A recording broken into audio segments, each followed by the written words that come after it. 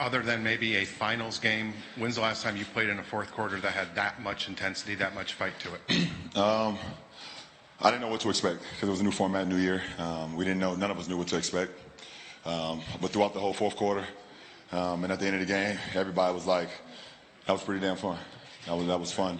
Having to play for a set number, and seeing that. I've watched a lot of basketball in the summertime, and I forgot the name of the league where those, the guys, they alma mater, they go back and play for their teams and things of that nature, and they have like a set number that they have to get to. They're like that $2 million championship tournament, if you guys know what I'm talking about. Okay, maybe you don't. Y'all don't watch basketball in the summer. Okay. Yeah. But, that was extremely fun. And it was a great way to end 2020 NBA All-Star Weekend. LeBron, straight back here, Dan Wicke, LA Times. Was there any discussion about honoring Kobe with competitiveness, and did you see his kind of competitive spirit out there all night tonight?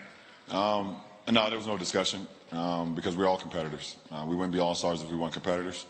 We all compete at the highest level, try to put our respective teams in position to win every night.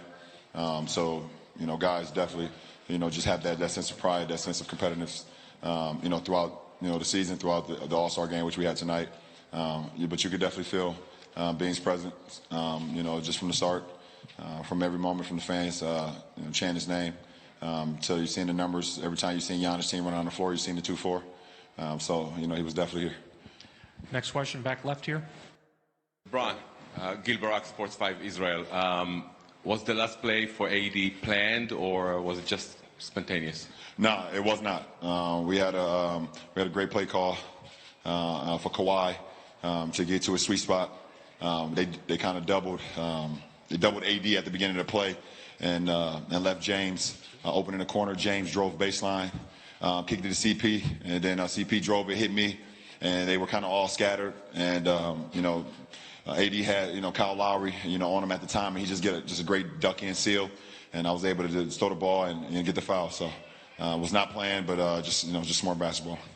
Right here in the front center. LeBron, right here.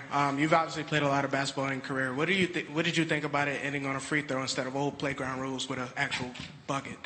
It doesn't matter. Listen, at the end of the day, you can win a finals game at the free throw line.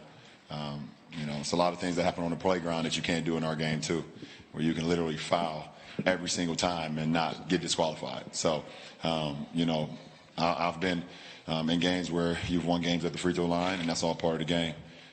If he would have missed both, no one would have been talking about it, but it's all part of the game, and it was a hell of a way to end the game, just from an all-star perspective.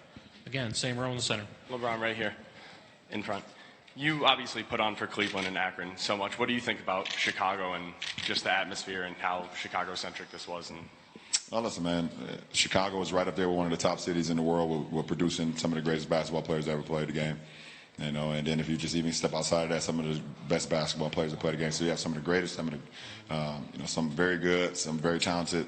I mean, you even got, Ben Wilson, who was on his way to being a star, and obviously we know the story about that. So you got it all the way from the grade school era through high school, through college, and then so many pros and so many Hall of Famers. So.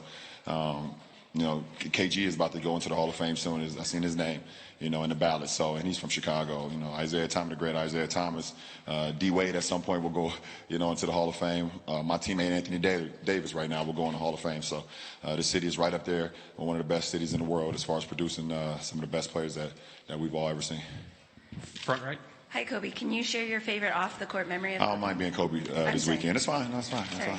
Sorry, Mike. That's fine. That's fine. It's fine. It's fine. My mom might not like it, but I'm okay with it. Can you share your favorite off-the-court memory of Kobe? My favorite off-the-court memory, just being a part of the Redeem team in 2008. We have so many off-the-court memories, from that team. Either if it was about basketball or just, being in, going into some Team USA other events. We was able to see Michael Phelps swim. We was able to go and watch our women's national team, play a lot of their games. We was able to go just around track and field. So we did a lot of things, besides play basketball throughout that whole Redeem team run that we had when we brought home gold. So a lot of memories for sure. Last question right here in the front. Manolo Rodriguez from TAP Deportes, Puerto Rico. What do you take of all this memory that's been, all the tributes that have been done to Kobe? What's the most that you take of this weekend? What's the most that I take from this weekend as far All the as tributes. I mean, anything else would be uncivilized. He's one of the greatest basketball players, one of the most impactful players. The inspiration that he has is showing. You know how many people, not only in the basketball world but also outside the basketball world, that was touched by a person of himself. You know, and obviously we all seen what he was able to do off the floor. I mean, on the floor as a competitor, as a champion, someone who strived for excellence every single day. But we also saw, you know, the father he was as well to his beautiful daughters and to his wife. The things that he was doing, you know, winning an Oscar, just doing so many things that was just that people would aspire to do, and gaining inspiration from him because of his drive. So, you know, I haven't, you know. I think it's been amazing, and I'm happy to be a part of it this weekend. Obviously, you know, me being a Los Angeles Laker myself is going to be a part of me for the rest of my life and our franchise. And any player that ever wear purple and gold until the end of basketball, which is never. So, you know, it's a beautiful time. It's a beautiful day, and his presence was felt here in Chicago. So, appreciate it. Thank you. Thank you, LeBron.